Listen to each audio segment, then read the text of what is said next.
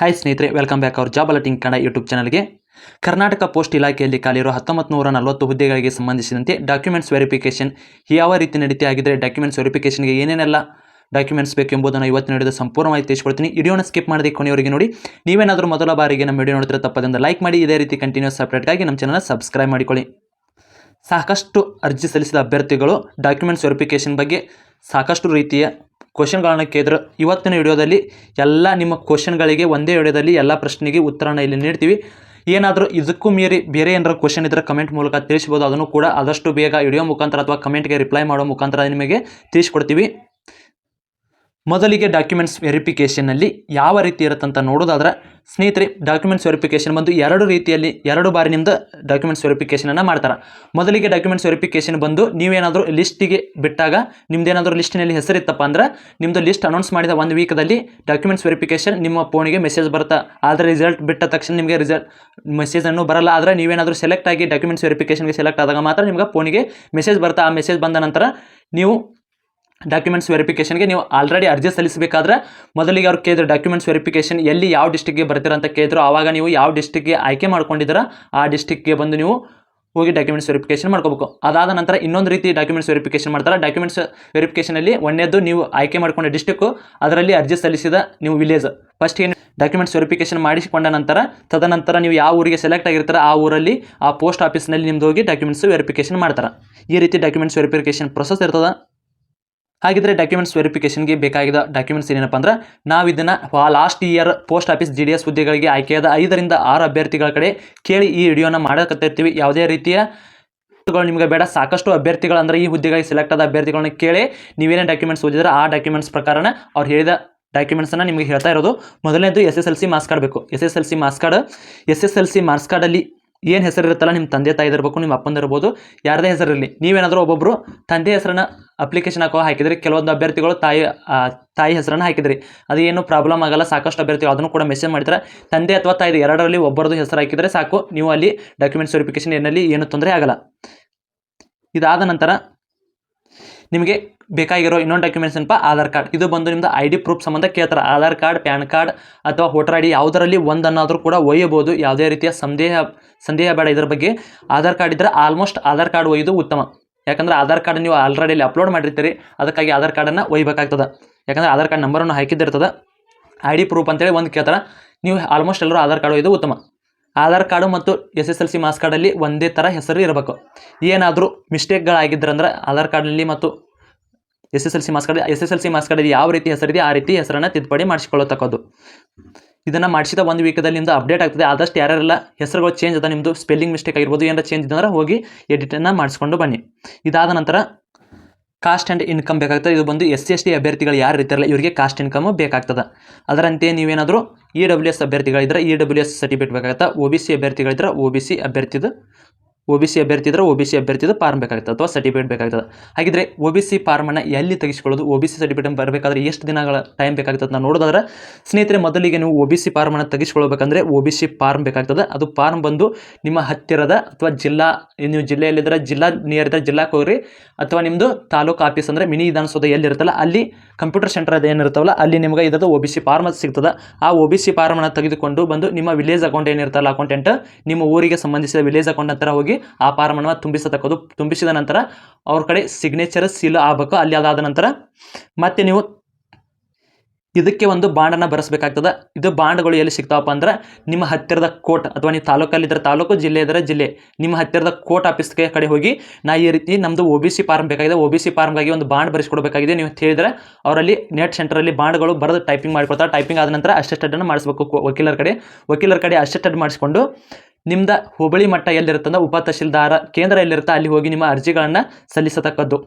ನೀವು ಅರ್ಜಿಯನ್ನು ಸಲ್ಲಿಸಿದ ನಂತರ 1 ವೀಕ್ ಅಥವಾ 21 ದಿನಗಳವರೆಗೂ ಟೈಮನ್ನು ತೆಗೆದುಕೊಳ್ತದೆ. ಈ OBC ಫಾರ್ಮನ್ನು ಬರಬೇಕಾದ್ರೆ 20 ರಿಂದ 21 ದಿನ ತೆಗೆದುಕೊಳ್ತದೆ. ನಿಮಗೆ ಕೇವಲ RD ನಂಬರನ್ನು 1 ವೀಕದಲ್ಲಿ ಕೊಡ್ತಾರೆ. RD ನಂಬರ್ ಇದ್ದರೆ ಮುಗೀತು ನಿಮ್ಮದು OBC ಫಾರ್ಮ್ ಬಂದ ಹಾಗೆ. ಅದಕ್ಕಾಗಿ ಯಾರ್ಯಾರು ಅರ್ಜಿ ಸಲ್ಲಿಸಿಲ್ಲ ಈ ಪ್ರೊಸೆಸನ್ನು ಮಾಡಿಕೊಳ್ಳಿ. ನಮ್ಮ ಬಾಗಲಕೋಟೆಗೆ ನಿಯರ್ ಇರೋ ಅಭ್ಯರ್ಥಿಗಳದ್ದು ಏನಪ್ಪ ಅಂದ್ರೆ ತಹಶೀಲ್ದಾರ್ ಆಫೀಸ್ ನವನೂರು ಬಸ್ ಸ್ಟ್ಯಾಂಡ್ ಹತ್ರ ಏನಿದೆಯಲ್ಲ, ನವನೂರು ಬಸ್ ಸ್ಟ್ಯಾಂಡ್ ಹತ್ರ ಹೋಗಿ ಅಲ್ಲಿ ತಹಶೀಲ್ದಾರ್ ಆಫೀಸಲ್ಲಿ ನಿಮ್ಮದು ಫಾರ್ಮ್ ಸಿಗ್ತಾವೆ. ಫಾರ್ಮನ್ನು ತೆಗೆದುಕೊಂಡು ಅಲ್ಲೇ ಮುಂದೆ LIC ಕಡೆ ನಿಮ್ಮದು ಕೋರ್ಟ್ ಕಡೆ ನಿಮ್ಮದು ಬಂದಲ್ಲಿ ಬಾಂಡನ್ನು ಬರೆಸಿ ಸಿಗ್ನೇಚರ್ ಮಾಡಿಸಿ ನಿಮ್ಮ ಊರಿನ ತಲಾಟಿ ಕಡೆ ಹೋಗಿ ಅದು ಫಾರ್ಮನ್ನು ಬರೆಸಿ ನಿಮ್ಮದು ಹುಬ್ಬಳ್ಳಿಯಲ್ಲಿರುತ್ತೆ ಕಲಾದಗಿ ಸೀತಿಮಣಿ ಇದ್ರೆ ಸೀತಿಮಣಿ ಇನ್ನೊಂದು ಅಲ್ಲಿ ಹೋಗಿ ನೀವು ಅರ್ಜಿಯನ್ನು ಫಾರ್ಮನ್ನು ಕೊಟ್ಟರೆ 1 ವೀಕ್ ಅಥವಾ 1 ವೀಕಲ್ಲಿ ನಿಮ್ಮದು RD ನಂಬರ್ ಬರ್ತದೆ. ಇದಕ್ಕೆ ಸಂಬಂಧಿಸಿದಂತೆ ಏನಾರ ಡೌಟ್ ಇದ್ದರೆ ಕಮೆಂಟ್ ಮೂಲಕ ತಿಳಿಸ್ಬೋದು. ಸ್ನೇಹಿತರೆ, ಇದು OBC ಫಾರ್ಮ್ ಯಾವುದಕ್ಕೆ ಬೇಕಪ್ಪ ಅಂದರೆ ನೀವೇನಾದರೂ OBC ಕ್ಯಾಟಗರಿಯಲ್ಲಿ ಸೆಲೆಕ್ಟ್ ಆದರೆ ಕಡ್ಡಾಯವಾಗಿ OBC ಬೇಕಾಗ್ತದೆ. ಇದು ನಿಮ್ಗೆ ಸರಿಯಾಗಿ ತಿಳಿದುಕೊಳ್ಬೇಕಾಗಿರ್ತದೆ. ನೀವು ಯಾವ ಕ್ಯಾಟಗರಿ ಸಾಕಷ್ಟು ಅಭ್ಯರ್ಥಿಗಳು ಕೇಳ್ತಾ ಇದ್ರಿ ನಮ್ಮದು OBC ಫಾರ್ಮ್ ಬರುತ್ತಾ, ನಾವು OBC ಅಭ್ಯರ್ಥಿಗಳಂತ ನೋಡ್ಕೋಬೇಕಪ್ಪ ಅಂದರೆ ನೀವು ಯಾವುದೇ ಧರ್ಮದಲ್ಲಿ ಮುಸ್ಲಿಂ ಆಗಿರಲಿ, ಜೈನರಾಗಿರಲಿ ಅಥವಾ ಹಿಂದೂಗಳಾಗಿರಲಿ ನೀವು ನಿಮ್ಮ ಹತ್ತಿರದ ಹೋಬಳಿ ಉಪ ತಹಶೀಲ್ದಾರ್ ಕೇಂದ್ರ ಏನಿರ್ತಾರೆ ಅಲ್ಲಿ ಹೋಗಿ ನಿಮ್ಮದು OBC ಬರುತ್ತಾ ಇಲ್ವಾ ಥರದ್ದು ನಿಮ್ಮ ಕಾಸ್ಟ್ ಅದರಲ್ಲಿ ಇದೆಯಾ ಇಲ್ಲ ಅಥವಾ ಚೆಕ್ ಮಾಡಿಸಿದ್ರೆ ನೀವು ಪ್ರತಿಯೊಬ್ಬರಿಗೂ ಕೂಡ OBC ಯಾರಿಗೆ ಬರುತ್ತಾ ಯಾರಿಗೆ ಬರಲ್ಲ ಅಂತ ಅವರು ಸ್ಪಷ್ಟವಾಗಿ ತಿಳಿಸ್ತಾರೆ. ನನಗೆ ಅನಿಸಿದ ಮಟ್ಟಿಗೆ ಈಗ 2A ಅಭ್ಯರ್ಥಿ ಮತ್ತು ಕ್ಯಾಟಗರಿ 1ಕ್ಕೆ ಸೇರಿದ ಅಭ್ಯರ್ಥಿಗಳದ್ದು ಆಲ್ಮೋಸ್ಟ್ ಎಲ್ಲರಿಗೂ ಕೂಡ OBC ಫಾರ್ಮ್ ಬರುತ್ತೆ. ಉಳಿದ ಅಭ್ಯರ್ಥಿಗಳದ್ದು ನನಗೆ ಸ್ಪಷ್ಟವಾಗಿ ಗೊತ್ತಿಲ್ಲ. ಅದಕ್ಕಾಗಿ ನಿಮ್ಮ ಹತ್ತಿರದ ಉಪ ತಹಶೀಲ್ದಾರ್ ಕೇಂದ್ರಕ್ಕೆ ಹೋಗಿ ನೀವೊಮ್ಮೆ ನಿಮ್ಮ ಕಾಸ್ಟಲ್ಲಿ OBCದಲ್ಲಿ ಕ್ಯಾಟಗರಿಯಲ್ಲಿ ಬರುತ್ತೆ ಇಲ್ಲ ಹೋಗಿ ಚೆಕ್ ಮಾಡಿಸ್ಕೊಳ್ಳಿ. ಇದಾದ ನಂತರ 3 ತಿಂಗಳ ಕಂಪ್ಯೂಟರ್ ಸರ್ಟಿಫಿಕೇಟ್ ಬೇಕಾಗುತ್ತದೆ. ಇದು ಬಂದು ಕಂಪ್ಯೂಟರ್ ಸೆಂಟರಲ್ಲಿ ಕೊಡ್ತಾರೆ. ಎಲ್ಲೆಲ್ಲಿ ಕಂಪ್ಯೂಟರ್ ಕೋಚಿಂಗ್ ಸೆಂಟರ್ ಏನಿರ್ತಾವಲ್ಲ ಅಲ್ಲಿ ಹೋಗಿ ನೀವು ಈ ರೀತಿ ನನಗೆ ಪೋಸ್ಟ್ ಆಫೀಸ್ನಲ್ಲಿ ಅರ್ಜಿ ಸಲ್ಲಿಸಿ ನಾನು ಕಂಪ್ಯೂಟರ್ ಫಾರ್ಮ್ ಸರ್ಟಿಫಿಕೇಟ್ ಬೇಕಾಯ್ತು ಅಂದ್ರೆ ಅವರು ನೀವು ಕ್ಲಾಸಿಗೆ ಕುಂದಿರಿಸಿ ಕಲಿಯೋದಾದ್ರೆ ಅದನ್ನು ಕಲಿಯಬಹುದು. ಅದ್ರಾಗ ಬೇಗನೆ ಬೇಕಂತ ಇದ್ದವರಿದ್ರೆ ಒಂದು 15 ದಿನ ಅಥವಾ ಒಂದು ವಾರದಲ್ಲಿ ನಿಮ್ಮದು ಕಂಪ್ಯೂಟರ್ ಸರ್ಟಿಫಿಕೇಟನ್ನು ತೆಗೆದವರು ಕೊಡ್ತಾರೆ. ಯಾವುದೇ ರೀತಿ ಕ್ಲಾಸ್ ಕೇಳಿದ್ರಾತು ಕೇಳಿಕಾದ್ರೂ ಕೊಡ್ತಾರೆ. ಅದು ಬಂದು ಎಲ್ಲದಕ್ಕೂ ಕೂಡ ಯೂಸ್ ಆಗುತ್ತೆ. ನೀವು ಯಾವುದೇ ರೀತಿಯ ಬೇರೆ ಅರ್ಜಿ ಸಲ್ಲಿಸಿದ್ರು ಕೂಡ ಎಲ್ಲದಕ್ಕೂ ಯೂಸ್ ಆಗುತ್ತೆ. ಆದಷ್ಟು 3 ತಿಂಗಳು ಅಥವಾ ಮಿನಿಮಮ್ ಆದರೂ ಬೇಕಾ ಬೇಸಿಕ್ ಅದ್ರ ಜೊತೆ ನೀವು ಯಾವ ಅಡಿಷನಲ್ ತೊಗೋತಾರೆ ಅದನ್ನು ತೆಗೆದುಕೊಂಡ್ರೆ ಸಾಕಾಗ್ತದೆ. ಇದಾದ ನಂತರ ಮೆಡಿಕಲ್ ಸರ್ಟಿಫಿಕೇಟ್ ಕಡ್ಡಾಯವಾಗಿ ಬೇಕಾಗ್ತದೆ. ನಿಮ್ದೇನಾದರೂ ಡಾಕ್ಯುಮೆಂಟ್ಸ್ ವೆರಿಫಿಕೇಷನ್ಗೆ ನೀವು ಆಯ್ಕೆಯಾಗಿದ್ದೀರ ಅಂತೇಳಿ ಮೆಸೇಜ್ ಬಂತಂದ್ರೆ 1 ವಾರ ಟೈಮ್ ಇರುತ್ತೆ. ಅವಾಗ ನಿಮ್ಮ ಡಾಕ್ಯುಮೆಂಟ್ಸ್ ವೆರಿಫಿಕೇಷನ್ಗೆ ಹೆಸರು ಬಂದಾಗ ಬಂದ ಮರುದಿನ ಹೋಗಿ ನೀವು ಹತ್ತಿರದ ಜಿಲ್ಲಾ ಆಸ್ಪತ್ರೆ ಅಥವಾ ಉಪಜಿಲ್ಲಾ ಆಸ್ಪತ್ರೆ ಏನಿರ್ತಾವಲ್ಲ ಉಪಕೇಂದ್ರಗಳಲ್ಲಿ ಹೋಗಿ ಕೂಡ ತೆಗೆಸಿಕೊಳ್ಬೋದು. ಒಂದು ವೇಳೆ ಉಪಕೇಂದ್ರದಲ್ಲಿ ನಮ್ಮ ಕಡೆ ಸೀಲ್ ಸಿಗ್ನೇಚರ್ ಇಲ್ಲ ಅಂದ್ರೆ ಒಂದೊಂದು ಕಡೆ ಡಾಕ್ಟರ್ದು ನೀಡಿದೆ, ಅದಕ್ಕಾಗಿ ಡಾಕ್ಟರ್ಗಳು ಇಲ್ಲ ಅಂದಲ್ಲಿ ನಿಮ್ಮ ಹತ್ತಿರದ ಜಿಲ್ಲಾ ಹಾಸ್ಪಿಟ್ಲಿಗೆ ಹೋಗಿ ಈ ಫಾರ್ಮನ್ನು ತೆಗೆದುಕೊಂಡು ನೀವು ತುಂಬಿಸಿ ಸಿಗ್ನೇಚರ್ ಮಾಡಿಸ್ಬೇಕು. ಅವರು ಸ್ವಲ್ಪ ಚೆಕ್ ಮಾಡ್ತಾರೆ ಕಣ್ಣು ಅಥವಾ ನೀವು ಫಿಸಿಕಲಿ ಫಿಟ್ ಇದೆಯಲ್ಲ ಅಂತೇಳಿ ಚೆಕ್ ಮಾಡ್ತಾರೆ. ಯಾವುದೇ ರೀತಿಯ ಪೊಲೀಸು ಆರ್ಮಿಗತನ ರೀತಿ ಏನೂ ಚೆಕ್ ಮಾಡಲ್ಲ, ಆರಾಮಾಗಿ ಬರೆದು ಕೊಡ್ತಾರೆ. ಇನ್ನಾದ ನಂತರ ಪ್ಯಾನ್ ಕಾರ್ಡ್ ಆಲ್ರೆಡಿ ಹೇಳಿದ್ದೆ. ಪ್ಯಾನ್ ಕಾರ್ಡ್ ಯಾವುದಕ್ಕೆ ಬೇಕಪ್ಪ ಅಂದ್ರೆ ಕೇವಲ ID ಪ್ರೂಫು. ನೀವೇನಾದರೂ ಜಾಬಿಗೆ ಸೆಲೆಕ್ಟ್ ಆದಾಗ ಮಾತ್ರ ನಿಮ್ಮದು ಪ್ಯಾನ್ ಕಾರ್ಡ್ ಅವಶ್ಯಕತೆ ಬೀಳ್ತದೆ. ಅಲ್ಲಿವರೆಗೆ ಏನು ಬೀಳಲ್ಲ. ಪ್ಯಾನ್ ಕಾರ್ಡ್ ಇದ್ದರೆ ಒಯ್ಯಿರಿ, ಇಲ್ಲಾಂದರೆ ನಡೀತೆ. ನೀವೇನಾದರೂ ಆಯ್ಕೆ ಆದ ನಂತರ ಪ್ಯಾನ್ ಕಾರ್ಡ್ ಕಡ್ಡಾಯ ಆಗಬೇಕಂದ್ರೆ ಅಕೌಂಟ್ ತೆಗೆಸ್ಕೊಳ್ಳೋಕೆ ನಿಮ್ಮ ಪ್ಯಾನ್ ಕಾರ್ಡ್ ನೀಡಿರ್ತದೆ, ಅದಕ್ಕಾಗಿ ಪ್ಯಾನ್ ಕಾರ್ಡ್ ಕೂಡ ಬೇಕಾಗ್ತದೆ. ಇದಾದ ನಂತರ ಕಡ್ಡಾಯವಾಗಿ ಇನ್ನೊಂದು ಏನು ಒಯ್ಯಬೇಕಪ್ಪ ಅಂದ್ರೆ ನಿಮ್ಮ ಅಪ್ಪ ಅಮ್ಮಂದ ಆಧಾರ್ ಕಾರ್ಡ್ ಕಡ್ಡಾಯವಾಗಿ ಒಯ್ಯಲೇಬೇಕಾಗ್ತದೆ. ಯಾಕಂದ್ರೆ ನೀವು ಅರ್ಜಿ ಸಲ್ಲಿಸುವಾಗ ನಿಮ್ಮ ಅಪ್ಪ ಅಮ್ಮನ ಹೆಸರು ಮೆನ್ಷನ್ ಮಾಡಿರ್ತಾರಲ್ಲ, ಅದಕ್ಕಾಗಿ ಅವರು ನೀವು ಪುತ್ರರೇ ಹೌದಾ ಅಲ್ಲ ಅಂತ ಚೆಕ್ ಮಾಡಿಸೋ ಸಂಬಂಧ ಆಧಾರ್ ಕಾರ್ಡನ್ನು ಕಡ್ಡಾಯವಾಗಿ ತೆಗೆದುಕೊಳ್ತಾರೆ. ಸ್ನೇಹಿತರೆ, ಯಾರ್ಯಾರೆಲ್ಲ ಡಾಕ್ಯುಮೆಂಟ್ಸನ್ನು ಚೇಂಜ್ ಮಾಡಿಸಿ ಅಥವಾ ಎಡಿಟ್ ಮಾಡಿಸಿ ಏನು SSLC ಮಾರ್ಕ್ಸ್ ಕಾರ್ಡಲ್ಲಿ ಹೆಚ್ಚಿನ ಅಂಕಗಳನ್ನು ತೋರಿಸಿ ಯಾರು ಅರ್ಜಿ ಸಲ್ಲಿಸಿದ್ರಿ ಅವರು ಸರಿಯಾಗಿ ತಿಳ್ಕೊಳ್ಳಿ. ಒಮ್ಮೆ ಏನಾದರೂ ನೀವು ಡಾಕ್ಯುಮೆಂಟ್ಸ್ ವೆರಿಫಿಕೇಷನಲ್ಲಿ ಸಿಕ್ಕಾಕಿಕೊಂಡ್ರೆ ಪರ್ಮನೆಂಟಾಗಿ ಯಾವುದೇ ಗೌರ್ಮೆಂಟ್ ಜಾಬ್ಗೆ ನೀವು ಅಲಾವ್ ಆಗಿರಲ್ಲ.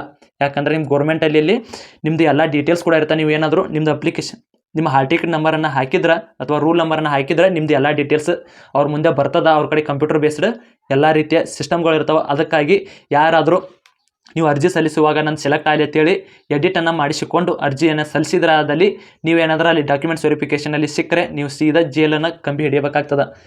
ಅವರು ಕಾನೂನು ಕ್ರಮವನ್ನು ಕೈಗೊಳ್ತಾರೆ. ನಿಮ್ಮ ಜೈಲು ಶಿಕ್ಷೆನೂ ಆಗ್ಬೋದು ಅಥವಾ ಇನ್ನು ಯಾವುದೇ ಹುದ್ದೆಗಳಿಗಂತೂ ನೀವು ಅನರ್ಹ ರೀತಿ ಆಗಿಬಿಡ್ತಾರೆ. ಅದಕ್ಕಾಗಿ ಯಾರು ಡಾಕ್ಯುಮೆಂಟ್ಸ್ ವೆರಿಫಿಕೇಷನ್ಗೆ ಹೋಗುವಾಗ ಯಾರಾದರೂ ಎಡಿಟನ್ನು ಮಾಡಿಸಿದ್ರಂದ್ರೆ SSLC ಮಾರ್ಕ್ಸ್ ಕಾರ್ಡ್ನ ದಯಮಾಡಿ ಅವರು ಡಾಕ್ಯುಮೆಂಟ್ಸ್ ವೆರಿಫಿಕೇಷನ್ಗೆ ಹೋಗಕ್ಕೆ ಹೋಗಬೇಡಿ. ಸ್ನೇಹಿತರೆ, ನಿಮಗೇನಾದರೂ ಈ ಹುದ್ದೆಗಳಿಗೆ ಸಂಬಂಧಿಸಿದ ಪ್ರತಿದಿನದ ಅಪ್ಡೇಟ್ ನಿಮಗೇನಾದರೂ ಬೇಕಾಗಿತ್ತಂದ್ರೆ ಆದಷ್ಟು ನಮ್ಮ ಟೆಲಿಗ್ರಾಮ್ ಗ್ರೂಪಿಗೆ ಜಾಯ್ನ್ ಆಗಿ. ಏನೇ ಹೊಸ ಅಪ್ಡೇಟ್ ಬಿಟ್ಟರೂ ಕೂಡ ಅಥವಾ ರಿಸಲ್ಟ್ ಬಿಟ್ಟರೂ ಕೂಡ ನಮ್ಮ ಟೆಲಿಗ್ರಾಮ್ ಗ್ರೂಪಲ್ಲಿ ಎಲ್ಲರಿಗಿಂತ ಮೊದಲು ಹಾಕ್ತಾ ಇರ್ತೀವಿ. ಅದಕ್ಕೆ ಆದಷ್ಟು ಟೆಲಿಗ್ರಾಮ್ ಗ್ರೂಪಿಗೆ ಜಾಯ್ನ್ ಆಗಿ. ಅದರಂತೆ 1ರಿಂದ 8ನೇ ಲಿಸ್ಟ್ವರೆಗೆ ನಿಮಗೇನಾದರೂ ಕಟ್ ಆಫ್ ಲಿಸ್ಟ್ನ ವಿಡಿಯೋ ಬೇಕಾಗಿದ್ದರೆ ಟೆಲಿಗ್ರಾಮ್ ಗ್ರೂಪಲ್ಲಿ ಹಾಕುವ ಪೋಲನ್ನು ಅಟೆಂಡ್ ಮಾಡಿ ಯಾವ ಡಿಸ್ಟಿಕ್ನ ಕಟ್ ಆಫ್ ಬೇಕಂತ ಪೋಲಲ್ಲಿ ತಿಳಿಸಿ. ಹಾಗಿದ್ರೆ ಇನ್ನು ಮದುವೆಯಾದ ಅಭ್ಯರ್ಥಿಗಳಂದ್ರೆ ಮಹಿಳೆಯರಿಗೆ ಮದುವೆ ಆದಮೇಲೆ ಸಾಕಷ್ಟು ಹೆಣ್ಣು ಮಕ್ಕಳದ್ದು ಹೆಸರು ಚೇಂಜ್ ಆಗುತ್ತೆ, ಅಡ್ರೆಸ್ ಚೇಂಜ್ ಆಗುತ್ತೆ. ಅವ್ರಿಗೆ ಏನಾದರೂ ಪ್ರಾಬ್ಲಮ್ ಇದೆಯಾ? ಅದಕ್ಕೆ ಯಾವುದೇ ರೀತಿಯ ಪ್ರಾಬ್ಲಮ್ ಇರಲ್ಲ. ನೀವು ಅರ್ಜಿ ಸಲ್ಲಿಸುವಾಗ ನಿಮ್ದು ಏನು 10th ಮಾರ್ಕ್ಸ್ ಕಾರ್ಡ್ ಇರ್ತಾನೆ ಅದನ್ನು ಒಯ್ಯಿರಿ. ಆಧಾರ್ ಕಾರ್ಡ್ ನಿಮ್ದು ಹೆಸರು ಚೇಂಜ್ ಆಗಿದೆ ಅಂದ್ರೆ ಅದನ್ನು ಒಯ್ಯಿರಿ. ಅದ್ರ ಜೊತೆಗೆ ನಿಮ್ದು ಮದುವೆ ಆಗಿದೆ ಅನ್ನೋಕೆ ಮ್ಯಾರೇಜ್ದು ರಿಜಿಸ್ಟ್ರೇಷನ್ ನಂಬರ್ ಏನಿರುತ್ತಲ್ಲ ರಿಜಿಸ್ಟ್ರೇಷನ್ ನಂಬರ್ ಅಥವಾ ನಿಮ್ಮದು ಮದುವೆ ಕಾರ್ಡನ್ನು ಕಡ್ಡಾಯವಾಗಿ ತೆಗೆದುಕೊಂಡು ಹೋಗಬೇಕಾಗಿರ್ತದೆ. ನೀವು ರಿಜಿಸ್ಟ್ರೇಷನ್ ಮಾಡಿದಾಗ ನಿಮ್ಮ ಕಡೆ ಏನು ಒಂದು ಫಾರ್ಮ್ ಕೊಟ್ಟಿರ್ತಲ್ಲ ಆ ಫಾರ್ಮನ್ನು ಒಯ್ಯಬೇಕಾಗ್ತದೆ. ಅಥವಾ ನಿಮ್ದು ಮದುವೆ ಕಾರ್ಡ್ ಇದ್ದರೆ ಮದುವೆ ಕಾರ್ಡನ್ನು ಒಯ್ಯಿರಿ. ಯಾಕಂದ್ರೆ ಸಾಕಷ್ಟು ಮಂದಿದು ಮದುವೆ ಒಂದು 7-8 ವರ್ಷದ ಹಿಂದೆ ಆಗಿರ್ತದೆ, ಆದರೆ ಈಗ ಮಾತ್ರ ಅವ್ರದ್ದು ಸೆಲೆಕ್ಷನ್ ಆಗಿರ್ತದೆ. ಅದಕ್ಕಾಗಿ ಮದುವೆ ಕಾರ್ಡ್ ಇದ್ದರೆ ಮದುವೆ ಕಾರ್ಡ್ ಒಯ್ಯಿರಿ. ಅಥವಾ ನಿಮ್ಮದು ರಿಜಿಸ್ಟರ್ ಆಫೀಸಿನಲ್ಲಿ ಏನು ರಿಜಿಸ್ಟರ್ ಆಗಿರ್ತದಲ್ಲ ಅದನ್ನು ನಂಬರನ್ನು ತೆಗೆದುಕೊಂಡು ಹೋದರೆ ಸಾಕಾಗ್ತದೆ. ಇನ್ನು ಇದ್ರ ಜೊತೆಗೆ ಅಡ್ರೆಸ್ ಚೇಂಜ್ ಆದರೆ ಏನರ ಪ್ರಾಬ್ಲಮ್ ಆಗುತ್ತಂತೆ. ಸಾಕಷ್ಟು ಅಭ್ಯರ್ಥಿಗಳು ಕೂಡ ಅದನ್ನು ಕೂಡ ಮೆಸೇಜ್ ಮಾಡಿದ್ರಿ. ಆ ಅಡ್ರೆಸ್ ಚೇಂಜ್ ಆದರೆ ಏನೋ ರೀತಿ ಪ್ರಾಬ್ಲಮ್ ಆಗಲ್ಲ. ನಾವು ಮೊದಲಿಗೆ ಅರ್ಜಿ ಸಲ್ಲಿಸಬೇಕಾದ್ರೆ ಆ ಮನೆಯಲ್ಲಿದ್ವಿ, ಈಗ ಬೇರೆ ಮನೆಗೆ ಶಿಫ್ಟ್ ಆಗಿದೆ, ಅದಕ್ಕಾಗಿ ಅಡ್ರೆಸ್ಸನ್ನು ಚೇಂಜ್ ಮಾಡಿದ್ವಿ ಅಂತ ಹೇಳಿದರೆ ಅವರು ಒಪ್ಪಿಕೊಳ್ತಾರೆ. ಯಾಕಂದ್ರೆ ಏನಾದರೂ ಈ ಹುದ್ದೆಗಳಿಗೆ ಆಯ್ಕೆ ಆದಲ್ಲಿ ನಿಮ್ಮ ಜಾಯ್ನಿಂಗ್ ಲೆಟರ್ ಅವರು ನಿಮ್ಮ ಅಡ್ರೆಸ್ಗೆ ಕಳಿಸುವ ಸಲುವಾಗಿ ಅಡ್ರೆಸ್ ಪ್ರೂಫನ್ನು ಕೇಳ್ತಾರೆ. ಒಂದು ವೇಳೆ ನಿಮ್ದು ಏನಾದರೂ ಜಾಬ್ಗೆ ಆಯ್ಕೆ ಆದರೂ ಕೂಡ ನಿಮ್ಮದು ಅಡ್ರೆಸ್ ಚೇಂಜ್ ಆದಲ್ಲಿ ಅವಾಗ ನೀವು ಆನ್ಲೈನ್ ಮುಖಾಂತರ ಕೂಡ ಜಾಬ್ ಲೆಟರನ್ನು ತೆಗೆದುಕೊಳ್ಳಬಹುದಾಗಿರ್ತದೆ. ಅದಕ್ಕಾಗಿ ಯಾವುದೇ ರೀತಿಯ ಸಂದೇಹ ಬೇಕಾಗಿಲ್ಲ.